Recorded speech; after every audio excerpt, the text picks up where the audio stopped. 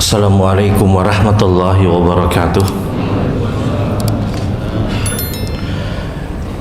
Innal hamdalillah nahmaduhu wa nasta'inuhu wa nastaghfiruh wa na'udzu billahi min syururi anfusina wa min sayyiati a'malina. May yahdihillahu fala mudilla lahu wa may yudlil fala hadiyalah. Asyhadu an la ilaha illallah wahdahu la syarikalah wa asyhadu anna Muhammadan abduhu wa rasuluh.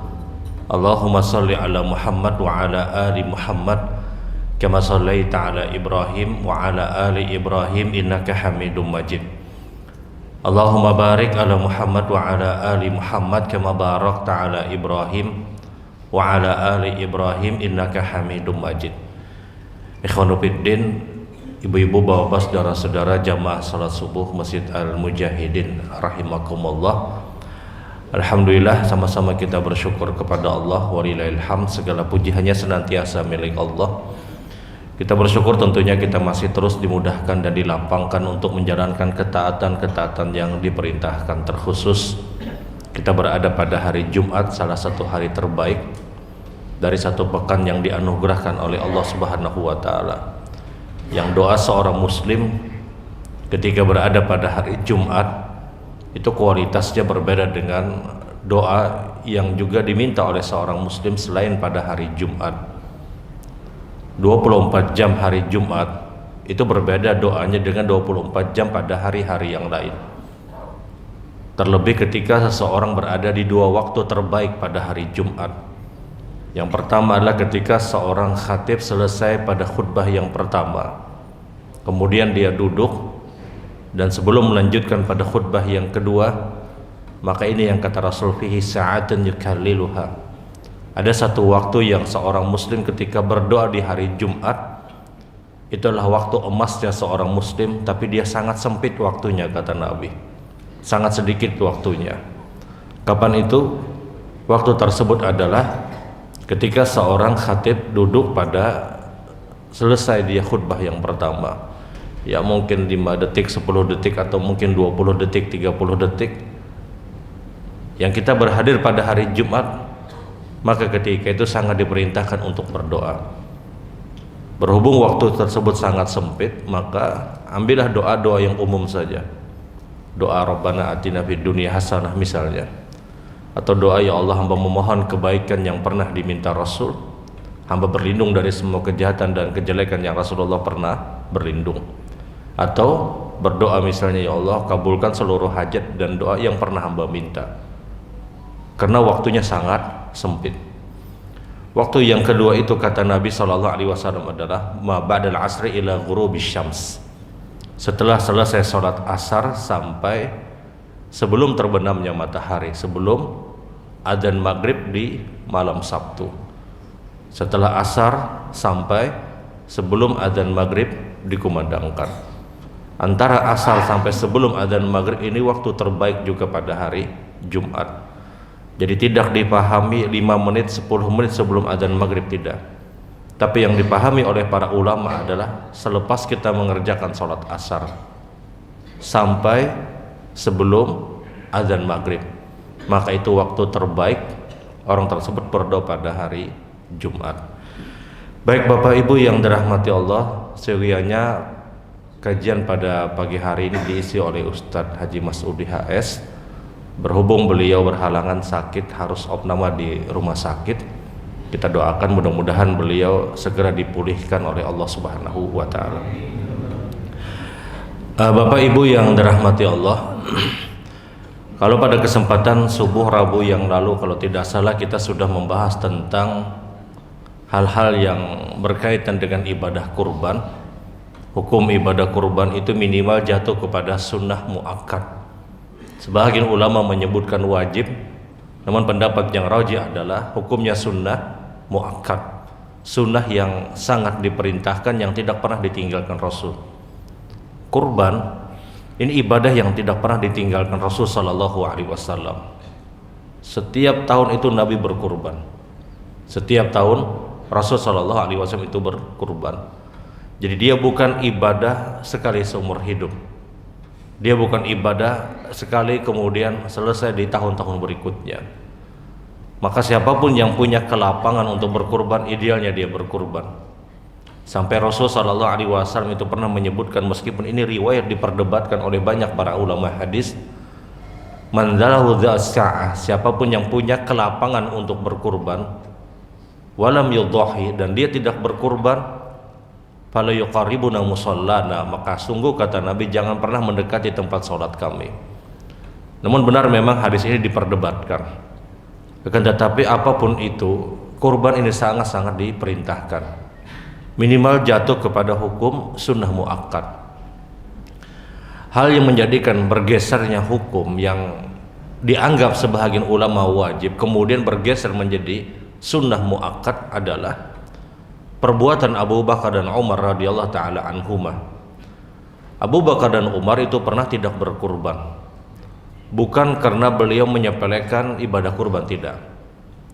Tapi Abu Bakar dan Umar pada saat keduanya tidak berkurban, ketika itu ingin mengajarkan kepada kita bahwasanya kurban itu bukan wajib. Maka ketika seseorang sudah punya pemahaman bahwasanya kurban itu bukan perkara yang diwajibkan dan dia punya kelapangan untuk berkurban, maka dia berkurban. Mirip sebagaimana perbuatan Nabi Shallallahu Alaihi Wasallam ketika beliau tidak melaksanakan salat tarawih berjamaah bersama para sahabat. Rasul ketika itu melaksanakan qiyamut tarawih bersama para sahabat berjamaah itu hanya kurang lebih 2 atau 3 malam saja. Sisanya kemudian Nabi tidak berjamaah bersama para sahabat. Maka ditanya oleh para sahabat radhiyallahu taala anhum, ya Rasulullah, kenapa tidak tarawih berjamaah bersama kami? Jawaban Nabi pada saat itu adalah khasyitu an tufridu alaikum. Saya khawatir, kata Nabi, kalau saya tarawih berjamaah terus bersama kalian, saya khawatir kalian menganggap bahwasanya tarawih berjamaah itu hukumnya wajib.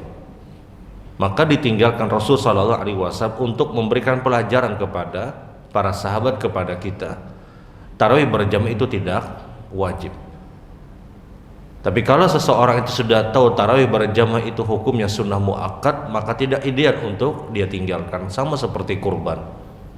Abu Bakar dan Umar ketika itu keduanya tidak berkurban hanya untuk memberikan pelajaran kepada kita. Siapapun yang punya kelapangan untuk berkurban, dia berkurban. Maka ketika Abu Bakar dan Umar tidak berkurban di masa itu, di kesempatan itu, untuk memberikan pelajaran bahwasanya kurban itu tidak wajib, tapi siapapun yang sudah paham kurban itu bukan sesuatu yang wajib, maka siapa yang punya kelapangan untuk berkurban, dia berkurban.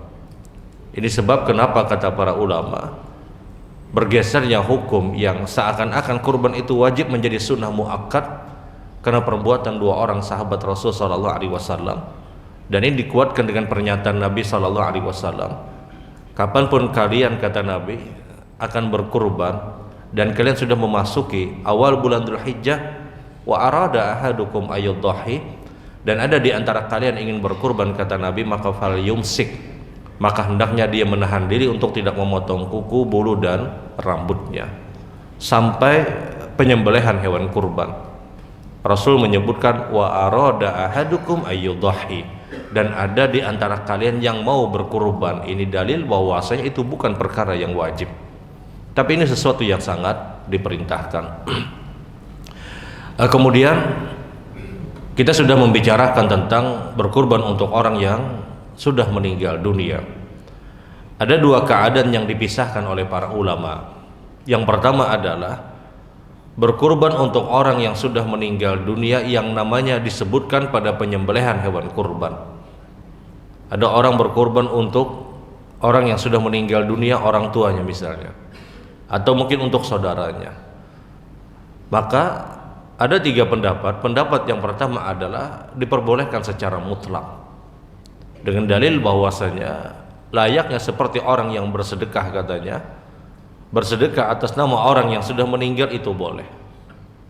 Dengan dalil ketika ada seseorang datang kepada Rasulullah, ya Rasulullah, inna ummi tuwfiyat, ya Rasulullah, ibuku telah meninggal dunia, afa atasaddaqa anha ya Rasul, ibuku meninggal dunia ya Rasulullah, apakah aku boleh bersedekah atas nama orang tuaku? Kata Nabi, tasaddaq anha, bersedekahlah maka pahalanya sampai. Dari sinilah sebahagian ulama kemudian memahami bahwasanya kurban itu seperti sedekah, dia keluar harta, dia keluar uang. Ketika sedekah atas nama orang yang sudah meninggal dunia itu sah dan boleh, maka menurut pendapat tadi berkurban kepada orang yang sudah meninggal pun itu sah secara hukum. Maka muncullah pendapat untuk memperbolehkan. Pendapat kedua, berkurban untuk orang yang sudah meninggal dunia itu tidak diperkenankan. Karena ketika Nabi menyebutkan idza mata ibnu adam in qata amalu illa min thalath sadaqatun syariyah ilmu yuntafa' bih wal waladun salihun yad'ullah. Ketika seorang anak Adam meninggal dunia, maka terputus seluruh kebaikannya kecuali 3 perkara. Yang pertama adalah sedekah jariah yang pernah dia lakukan. Orang sedekah di masjid, orang sedekah di tempat-tempat ibadah musola atau masjid misalnya, itu pahala terus mengalir sampai hari kiamat walaupun orang ini sudah meninggal dunia. Ada orang sedekah di masjid misalnya, dia belikan karpet, kemudian selang 10 tahun berikutnya karpetnya sudah rusak, diganti lagi oleh pengurus masjid misalnya. Apakah pahalanya terputus? Tidak. Pahalanya terus mengalir sampai hari kiamat, seharga karpet yang sudah dia keluarkan. Ada orang sedekah di masjid misalnya, dia sedekah lampu dia berikan di masjid, kemudian lampunya mati. Jarang bersedekah lampu, jangan digantilah sampai aku mati. Kenapa kada diganti? Kadap kena orang di masjid. Kemudian diganti, apakah pahalanya terputus? Tidak. Pahalanya terus mengalir kata Nabi sampai hari kiamat. Sampai hari kiamat. Nah, ini sedekah jariah. Ilmu yuntafa' bih, ilmu yang bermanfaat, ilmu yang pernah diajarkan, anak saleh yang mendoakan. Ini 3 perkara yang pahala terus mengalir. Dan Rasul tidak pernah menyebutkan kurban. Nabi tidak pernah menyebutkan sedekah yang diberikan kepada orang yang meninggal dunia pahalanya sampai. Sehingga menurut pendapat kedua, hal yang demikian tidak dianjurkan. Belum lagi tidak ada contoh dari perbuatan Rasul sallallahu alaihi wasallam. Sehingga pendapat kedua menyebutkan tidak ada kurban bagi orang yang sudah meninggal dunia. Pendapat ketiga, berkurban untuk orang yang sudah meninggal dunia sah dan boleh kalau yang meninggal dunia dia pernah memberikan wasiat atau mungkin pernah berpesan karena dia sudah punya niat. Atau ada orang yang ingin berkurban, kemudian sebelum penyembelihan hewan kurban orang ini meninggal dunia, dia sudah punya niat. Maka apakah kurbannya diteruskan? Jumhur ulama menyebutkan diteruskan. Ada orang sudah daftar untuk penyembelihan hewan kurban, untuk membeli hewan kurban. Tidak hanya daftar, mungkin dia bahkan DP, dia mungkin bayar sebahagian. Qadarullah orang ini kemudian meninggal dunia sebelum penyembelihan hewan kurban. Maka apakah namanya tetap disebutkan? Apakah tetap berlanjut? Tetap berlanjut kata jumhur ulama. Karena dia sudah berniat di awal. Jangankan model yang seperti ini, kalau ada orang yang berpesan, ada orang yang berwasiat untuk minta dikurbankan, maka hal yang demikian pun diteruskan. Terlebih ketika ada orang yang sudah mungkin daftar, dia sudah bayar. Dan wallahualam zahirnya pendapat ketiga ini yang terbaik. Berkurban untuk orang yang meninggal dunia sah ketika orang tersebut berpesan, berwasiat, atau dia sudah berniat kemudian qadarullah orang ini meninggal dunia. Nah, ini keadaan yang pertama. Keadaan yang kedua adalah ada orang yang berkurban yang dia niatkan untuk keluarganya yang ada di rumah yang masih hidup ataupun yang sudah meninggal dunia. Maka dari sini jumhur ulama berpendapat berkurban untuk orang yang ada di rumah yang juga diniatkan, yang orang-orang di rumah ikut berniat, kemudian dia juga meniatkan untuk orang-orang yang ada di rumahnya yang masih hidup ataupun orang yang sudah meninggal dunia. Menurut jumhur ulama itu sah. Dalilnya adalah perbuatan Rasul sallallahu alaihi wasallam ketika Nabi sallallahu alaihi wasallam itu pernah berkurban. Kemudian beliau sebutkan hadza an Muhammad wa an ahli baitih. Ini dari Muhammad dan ini dari keluarganya Muhammad. Ketika Nabi menyebutkan dari keluarga Muhammad, itu umum kata para ulama. Ada keluarga Rasul sallallahu alaihi wasallam yang sudah meninggal dunia dan ada keluarga Nabi yang masih hidup. Maka ini dalil kata para ulama berkurban untuk orang yang sudah meninggal dunia yang itu diniatkan. yang itu diniatkan, jumhur ulama memperbolehkan. Perbedaan antara keadaan yang pertama dan kedua, kalau keadaan yang pertama adalah yang meninggal itu namanya disebutkan pada penyembelihan. Adapun yang kedua adalah nama yang disebutkan adalah orang yang berkurban, kemudian dia meniatkan untuk orang yang meninggal. Ini yang membedakan. Sehingga wallahu alam, apa yang dikatakan jumhur ulama dengan dalil perbuatan Nabi sallallahu alaihi wasallam adalah pendapat yang layak untuk dipertimbangkan. Karena sayang, ketika kita berkurban, maka orang-orang yang di rumah diminta juga untuk diniatkan, untuk berniat. Pahala kurban itu besar. Sampai kata Nabi, tanduk-tanduknya, kukunya, bulu-bulunya, bahkan setiap tetesan darah dari hewan kurban itu pahala. Kalau kita lepaskan sayang. Sehingga idealnya orang-orang yang di rumah pun juga ikut berniat untuk berkurban. Adapun nama yang disebutkan pada penyembelihan hewan kurban, inilah yang dianjurkan untuk tidak memotong kuku, bulu dan rambutnya. Sebagaimana hadis yang ulun sampaikan tadi, ketika kalian akan berkurban dan kalian sudah memasuki 1 Dzulhijjah, maka hendaknya dia menahan diri untuk tidak memotong kuku, bulu dan rambutnya. Siapa yang diperintahkan? Yang diperintahkan adalah nama orang yang disebutkan pada penyembelihan hewan kurban. Kemudian berkaitan dengan pembagian daging hewan kurban. Pembagian daging hewan kurban di sini kita tahu pendapat yang sangat masyhur itu adalah sepertiga untuk orang yang berkurban, sepertiga disedekahkan, dan sepertiga dihadiahkan. Sebagaimana keumuman hadis Nabi SAW, sepertiga diambil untuk orang yang berkurban. Makanlah kata Nabi, fakulu minha, makanlah. Kemudian kata Nabi SAW, tasaddaqu bih, bersedekahlah. Kemudian kata Nabi SAW, hadiahkanlah. Dalam riwayat yang lain, makanlah, sedekahkanlah, dan simpanlah. Di dalam ayat Al-Quran Allah menyebutkan fakulu minha, makanlah kata Allah. Kemudian wa'atimu qanil mu'tar, kemudian berikanlah kepada orang yang tidak meminta dan orang yang meminta. Seakan-akan Allah membagi sepertiga untuk orang yang berkurban, kemudian sepertiga disedekahkan, sepertiga dihadiahkan. Sedekah dan hadiah itu berbeda. Sedekah itu biasanya dialamatkan kepada, mohon maaf, orang-orang fakir, orang-orang miskin. Sementara hadiah itu diberikan kepada orang-orang yang punya kemampuan. Ada orang yang tidak berkurban yang dia sebenarnya mampu untuk berkurban. Apakah boleh daging kurban diberikan kepada mereka? Boleh. Jangankan yang seperti ini, memberikan daging kurban kepada orang kafir pun hukumnya boleh. Tapi di zaman hari ini jangan gini, kalau saya gini julung orang kafir. Nang orang Islam aja antrinya luar biasa, tahu-tahu daging diberikan kepada orang kafir. Tidak ideal untuk di zaman kita hari ini. Tapi kalau bicara hukum boleh. Dia beda dengan zakat. Zakat itu kata Rasulullah diambil dari orang muslim dan diberikan kepada orang muslim. Tukhadhu min aghniyaihim wa turaddu ila fuqaraihim.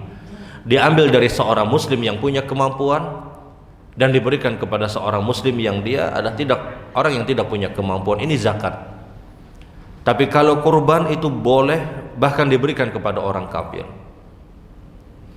Kalau diberikan orang kafir saja boleh, apalagi diberikan kepada muslim yang dia punya kemampuan.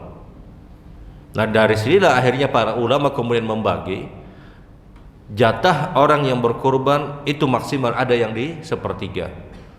Meskipun kalau pengen kejar hadisnya, apakah ada hadis sahih yang benar-benar menjelaskan? Tidak ada. Nabi itu pernah berkurban dengan 100 ekor onta. Maka ketika itu Rasul sallallahu alaihi wasallam, kata Ali bin Abi Thalib, saya yang selesaikan kurban 100 ekor ontanya Rasulullah. Dan ketika itu Nabi perintahkan untuk membagi semua daging-daging yang ada pada onta tersebut. Bayangkan Ali bin Abi Thalib menuntaskan 100 ekor onta pada penyembelihan. Kalau ada orang yang berkurban di satu tempat 90 ekor sapi misalnya, jangan tapi tumbur dulu. Di zaman Nabi SAW, Ali bin Abi Thalib itu menuntaskan 100 ekor onta. Dan Ali sendiri pada saat itu. Bagaimana kekuatan Ali bin Abi Thalib. dan beliau tuntaskan sehari, kemudian dibagikan di hari itu. Sebagaimana pengakuan Ali bin Abi Thalib. Pada saat itu Nabi tidak mengambil daging hewan kurban beliau. Beliau bagikan semua. Nah, ini dalil kata para ulama bahwasanya orang yang berkurban dia boleh untuk memberikan semua dan itu pahala. Tapi dia boleh untuk mengambil sebahagian. Mengambil sebahagian ini kata para ulama itu ada pada maksimal sepertiga. Karena ketika Allah menyebutkan makan kemudian berikan kepada orang yang mampu ataupun orang yang tidak mampu, atau Rasul menyebutkan makanlah kemudian sedekahkanlah, hadiahkanlah, seakan-akan Nabi itu membagi sepertiga, sepertiga, sepertiga. Namun bilangan sepertiga dalam hadis Rasul tidak pernah muncul.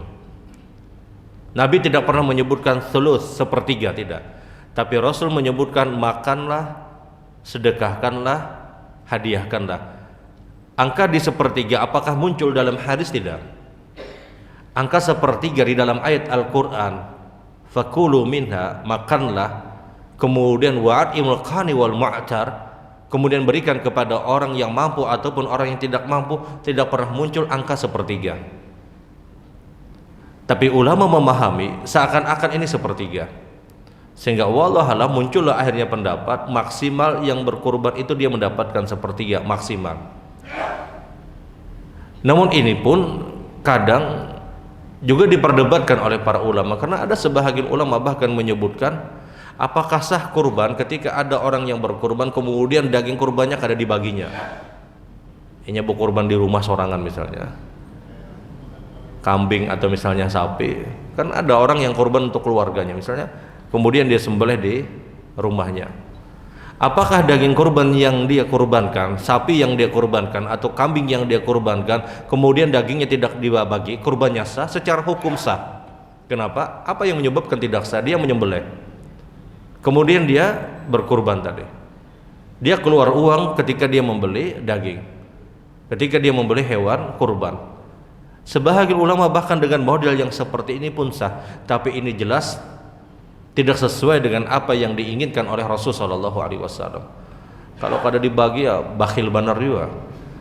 Kurban seikungan, karena tapi meherani kanan dan kiri misalnya. Tapi kalau bicara hukum, sebahagian ulama menyebutkan sah. Apa yang menyebabkan tidak sah kata para ulama? Dia beli sapi, dia beli kambing, kemudian dia niatkan untuk berkurban, kemudian dia sembelih. Tapi jelas ini tidak afdol, tidak utama. Karena di antara tujuan pokok berkurban itu adalah mereka membagi kepada orang-orang yang tidak mampu atau menghadiahkan. Mereka bergembira pada hari raya Idul Adha. Ini di antara tujuan pokok orang itu berkurban. Selain ini perintah Allah Subhanahu wa taala. Sehingga orang yang berkurban dia maksimal kata para ulama, wallahualam itu sepertiga sudah. Kurang dari sepertiga dia berikan misalnya sebagian, apakah boleh-boleh? Dia hadiahkan, dia sedekahkan, apakah boleh-boleh? Semuanya dia berikan, apakah boleh-boleh? Sebagaimana perbuatan Rasul Sallallahu Alaihi Wasallam. Nah, daging hewan kurban ini, apakah boleh dimakan lebih dari 3 hari? Kita tahu khilaf para ulama, karena ada hadis Nabi Sallallahu Alaihi Wasallam yang menyebutkan, kata Rasulullah, janganlah engkau memakan daging hewan kurban maufaqa salasatil ayyam, lebih dari 3 hari kata Rasulullah, sampai pada hari-hari tasyrik. Namun pendapat yang terbaik adalah boleh orang tersebut memakan daging hewan kurban walaupun lebih dari 3 hari. Dia simpan di kulkas misalnya, dia simpan di satu tempat, kemudian di pekan berikutnya, bulan berikutnya, atau bahkan mungkin di tahun berikutnya baru habis misalnya, karena hendak bola pentol ngalih juga misalnya. Akhirnya ya sudah dia simpan sampai di tahun berikutnya. Apakah boleh? Boleh kata para ulama. Karena hadis Nabi yang menyebutkan janganlah engkau makan daging hewan korban lebih dari 3 hari. Ketika itu Nabi bersabda pada keadaan dan kondisi kaum muslimin memerlukan daging hewan kurban. Banyaknya orang-orang yang kelaparan, banyaknya orang-orang yang berhajat, maka Nabi membatasi jangan lebih dari 3 hari, semuanya harus dibagikan kata Nabi. Sebagaimana sabda Rasul sallallahu alaihi wasallam, kuntu nahaitukum, saya dulu melarang kalian kata Rasulullah, an luhum, dari daging kurban, lebih dari 3 hari. Dulu saya larang kata Nabi, tapi sekarang silahkan kata Nabi, makan kemudian simpanlah kata Rasul Shallallahu Alaihi Wasallam. Jadi boleh orang tersebut menyimpan daging hewan kurban walaupun misalnya sampai di tahun berikutnya. Dia beda dengan zakat. Kalau zakat mal, dan punya zakat mal itu maksimal habis dibagikan sampai di tahun berikutnya, itu waktu terakhir. Jadi zakat yang dimiliki oleh seorang muslim yang harus kita pahami, tidak mutlak dia harus selesai di malam hari raya habis, tidak. Zakat mal, ulun bicara zakat mal. Zakat mal itu boleh sampai berapa bulan berikutnya baru habis. Poinnya adalah jangan sampai di tahun berikutnya. Tapi kalau kurban itu boleh. Dia simpan misalnya di kulkas sampai misalnya lebih setahun, apakah boleh? Hukumnya boleh. Karena pelarangan yang dilarang Nabi pada saat itu adalah pada saat kondisi kaum muslimin begitu memerlukan dan berhajat dengan yang namanya daging hewan kurban, maka Nabi perintahkan jangan lebih dari 3 hari kata Nabi. Semuanya harus dibagikan karena banyaknya kaum muslimin yang kelaparan. Jadi poinnya ada daging hewan kurban itu berhak orang yang berkurban. Bahkan sesungguhnya kalau bicara mana yang afdal, yang paling afdal itu adalah orang yang berkurban dia makan sedikit daging hewan kurbannya kemudian dia sedekahkan. Apakah boleh dia sedekahkan semua? Boleh. Tapi kalau bicara mana yang afdal, mayoritas yang dilakukan Rasul sallallahu alaihi wasallam, beliau memakan sedikit kemudian beliau sedekahkan. Dan Nabi sekali lagi pernah berkurban kemudian beliau berikan semuanya daging hewan kurban yang ketika itu dibagikan oleh Ali bin Abi Thalib. Baik, subhanakallahumma bihamdika asyhadu an la ilaha illa anta astaghfiruka wa atubu ilaik. Assalamualaikum warahmatullahi wabarakatuh.